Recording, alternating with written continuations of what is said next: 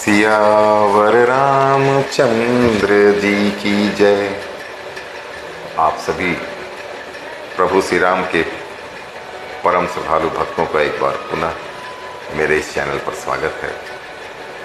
और हम लोग सभी मिलके गोस्वामी तुलसीदास के श्री रामचरितमानस का पाठ कर रहे हैं, सुन रहे हैं, समझ रहे हैं और अपना जीवन सफल कर रहे हैं। तो भाइयों एवं बहनों, अभी जो प्रसंग है वो एक तरह से प्रभु श्री राम के वनगमन की तैयारी का है।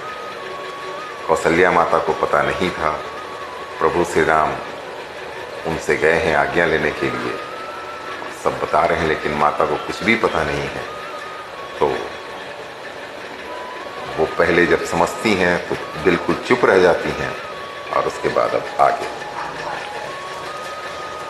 निरखी राम रुख सचिव सुता, कारण कहु बुझाई, सुनि प्रसंग रही मूक जिमी, दशा बरनी नहीं जाई। तब श्री रामचंद्र जी का रुख देखकर मंत्री जी के पुत्र ने सब कारण समझाकर कहा। उस प्रसंग को सुनकर वे गूंगी जैसी चुप रह गई। उनकी दशा का वर्णन नहीं किया जा सकता। राखी न सकई न कही सक जाहू, दुहु भांति उर दारुन दाहू, लिखत सुधा कर गाल लिखी राहू, विधिगति बाम सदा सब काहू। न रखी सकती है न यह कह सकती है कि वन चले जाओ। दोनों ही प्रकार से हृदय में बड़ा भारी संताप हो रहा है। मन में सोचती हैं कि देखो विधाता की चाल सदा सबके लिए टेढ़ी ही होती है। लिखने लगे चंद्रमा और लिख गया राहु। धर्म स्नेहू भयमति घेरी, भई गति सांप छछुंदरी केरी, राखूं सुतहु करऊं अनुरोधु, धर्म जाई अरु बंधु विरोधु। धर्म और स्नेह दोनों ने कौशल्या जी की बुद्धि को घेर लिया। उनकी दशा सांप छछुंदर की सी हो गई। वे सोचने लगी कि यदि मैं अनुरोध यानी हट करके पुत्र को रख लेती हूँ तो धर्म जाता है और भाइयों में विरोध होता है। एक कौशल्या माता की सोच देखी। कहूँ जान तो बन तो बड़ी हानि, संकट सोच विवश भई रानी, बहुरी समुजितीय धर्म सयानी, राम भरत तो सुत समझानी। अब यदि वन जाने को कहती हूँ तो बड़ी हानि होती है। इस प्रकार के धर्म संकट में पड़कर रानी विशेष रूप से सोच के वश हो गई। फिर बुद्धिमती कौशल्या जी स्त्री धर्म यानी पातिव्रत धर्म को समझकर और राम तथा भरत दोनों पुत्रों को समान जानकर सरल सुभाव राम महतारी, बोली बचन धीर धरी भारी, तात जाऊं बलि किन्हे उन्हीं का, पितु आयसु सब धर्म टीका। देखिए एक माता अपने कलेजे पर पत्थर रखकर क्या बोल रही है। कौशल्या माता सरल स्वभाव वाली श्री रामचंद्र जी माता जी की माता बड़ा धीरज धर कर वचन बोली, हे तात, मैं बलिहारी जाती हूँ तुम पर। तुमने अच्छा किया। पिता की आज्ञा का पालन करना ही सब धर्मों का शिरोमणि धर्म है। राज उदेन कही दिन बनू, मोहिन सो दुखलेस, तुम बिन भरत ही भूपति ही, प्रज ही प्रचंड कलेस। राज्य देने को कहकर वन दे दिया, उसका मुझे लेश मात्र भी दुख नहीं है। दुख तो इस बात का है कि तुम्हारे बिना भरत को, महाराज को और प्रजा को बड़ा भारी क्लेश होगा, दुख होगा, संताप होगा। जो केवल पितु आय सुताता, तो जनि जाहू जानी बड़ी माता, जो पितु मातु कहु बन जाना, तो कानन सत अवध समाना। हे तात, यदि केवल पिताजी की आज्ञा हो तो माता को पिता से बड़ी जानकर वन को मत जाओ, किंतु यदि पिता माता दोनों ने वन जाने को कहा हो तो वन तुम्हारे लिए तो सैकड़ों अवध के समान है। कितनी बुद्धिमान है कौशल्या जी। पितु बन देव मातु बन देवी, खग मृग चरण सरोरुहु सेवी, अंतहु उचित नृपहि बन बासु, भय बिलो की होई हरासु। वन के देवता तुम्हारे पिता होंगे, वन देवियां माता होंगी, वहां के पशु पक्षी तुम्हारे चरण कमलों के सेवक होंगे। राजा के लिए अंत में तो वनवास करना उचित ही है। केवल तुम्हारी सुकुमार अवस्था देखकर हृदय में दुख होता है। बड़ भागवान बनू अवध अभागी, जो रघुवंश तिलक तुम त्यागी, जो सुत कहूं संग मोहि लेहूं, तुमरे हृदय होई संदेहु। हे रघुवंश के तिलक, वन बड़ा भाग्यवान है और यह अवध अभागी है जिसे तुमने त्याग दिया। हे पुत्र, यदि मैं कहूं कि मुझे भी साथ ले चलो तो तुम्हारे हृदय में संदेह होगा कि माता इसी बहाने मुझे रोकना चाहती है। पूत परम प्रिय तुम सब ही के, प्राण प्राण के जीवन जी के। हे ते तुम कबहु मातु बन जाऊं, मैं सुनी वचन बैठी पछताऊं। हे पुत्र, तुम सभी के लिए परम प्रिय हो, प्राणों के प्राण और हृदय के जीवन हो। वही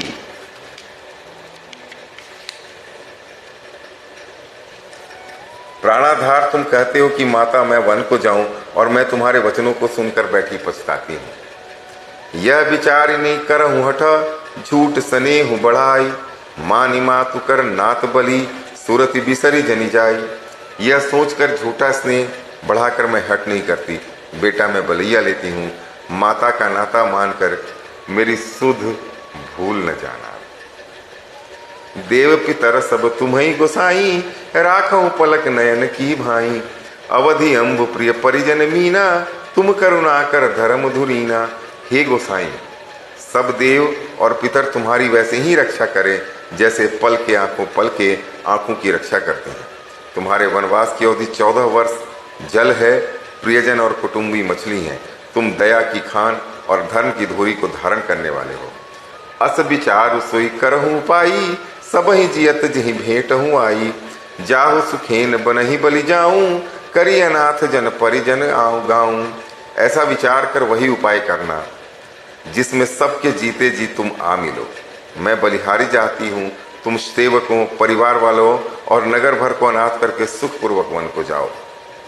सब कर आज सुकृति फल बीता, भयउ कराल कालु विपरीता। बहुविधि बिलपि चरण लपटानी, परम अभागिनी आप ही जानी। आज सबके पुण्यों का फल पूरा हो गया, कठिन काल हमारे विपरीत हो गया। इस प्रकार बहुत विलाप करके और अपने को परम अभागिनी जानकर माता श्री रामचंद्र जी के चरणों में लिपट गईं। दारुण दुसह दाहुर व्यापा, बरनी न जाई बिलाप कलापा। राम उठाई मातुर लाई, कही मृदु वचन बहुरी समझाई। हृदय में भयानक दुसह संताप छा गया। उस समय के बहुविध विलाप का वर्णन नहीं किया जा सकता। श्री रामचंद्र जी ने माता को उठाकर हृदय से लगा लिया और फिर कोमल वचन कहकर उन्हें समझाया। समाचार तेहि समय सुनी, सीय उठी अकुलाई। जाई सासु पद कमल जुग, बंदी बैठी सिरुलाई। उसी समय यह समाचार सुनकर सीता जी अकुला उठी और सास के पास जाकर उनके दोनों चरण कमलों की वंदना कर सिर नीचा करके बैठ गई। दिन्नी असीस सास मृदुबानी, अति सुकुमारी देखी अकुलानी। बैठी नमित मुख सोचती सीता, रूप राशि पति प्रेम पुनीता। सास ने कोमल वाणी से आशीर्वाद दिया। वे सीता जी को अत्यंत सुकुमारी देखकर व्याकुल हो उठी। रूप की राशि और पति के साथ पवित्र प्रेम करने वाली सीता जी नीचा सुमुख किए बैठी सोच रही हैं। चलन चहत बन जीवन नाथु, कही सुकृति सन हो ही साथु।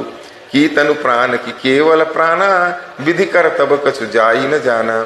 जीवननाथ प्राणनाथ वन को चलना चाहते हैं, देखें किस पुण्यवान से उनका साथ होगा। शरीर और प्राण दोनों साथ जाएंगे या केवल प्राण ही से इनका साथ होगा। विधाता की करनी कुछ जानी नहीं जाती। अर्थात मुझे भी साथ ले चलेंगे या वो चले गए तो मैं तो मर जाऊंगी, तब मेरे प्राण उनके साथ रहेंगे, मेरी आत्मा उनके साथ रहेगी। चारु चरण नखले खति धरनी, नुपुर मुखुर मधुर कविक बरनी। मनहु प्रेम बस मिनती करही, हम ही सीय पद जनि परिहरही। सीता जी अपने सुंदर चरणों के नखों से धरती कुरेद रही हैं। ऐसा करते समय नुपुरों का जो मधुर शब्द हो रहा है, कवि इस प्रकार वर्णन करते हैं कि मानो प्रेम के वश होकर नुपुर यह विनती कर रहे हैं कि सीता जी के चरण आप कभी हमारा त्याग ना करें।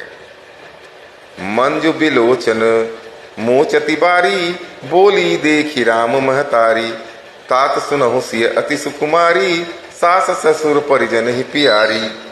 सीता जी सुंदर नेत्रों से जल बहा रही हैं। उनकी यह दशा देखकर श्री राम जी की माता कौशल्या जी बोली, हे तात सुनो, सीता अत्यंत ही सुकुमारी हैं तथा सास ससुर और कुटुंबी सभी की प्यारी। पिता जनक भूपाल मणि, ससुर भानु कुल भानु। आज के लिए इतना।